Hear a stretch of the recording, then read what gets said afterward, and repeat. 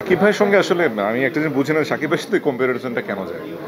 সাকিব ভাই একজন his a big superstar in Bangladesh. আপনাকে চিন্তা করতে হবে যে আমাদের সময়টা সাকিব ভাই কিভাবে কাজ করেছেন, ওই প্রেক্ষাপটটা কেমন ছিল। কারণ সাকিব ভাইয়ের সময় এবং বর্তমান সময় এবং আমাদের সঙ্গে কম্পারিজনের কোনো সুযোগই নাই। সাকিব ভাই definitely is a big superstar in Bangladesh এবং তিনি আমাদের গর্ব।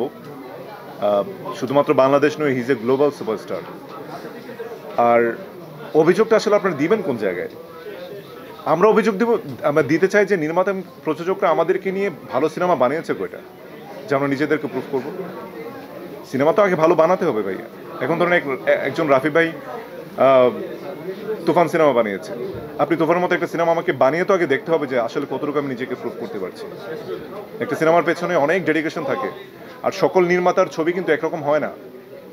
আর ধরেন একজন রাফির মতো একজন পার্সন বা একজন মুস্তফা সরোয়ার ফারুকের মতো একজন পার্সন বা গিয়াসুদ্দিন সেলিমের মতো গুণী নির্মাতার জন্য তো আমরা যদি বসে থাকি, ওনারা যদি ধরেন 3 বছরও যদি আমাকে নিয়ে প্ল্যান না করে, তো আমাকে 3 বছর বসে থাকতে হবে। আপনাকে সেটাই চান?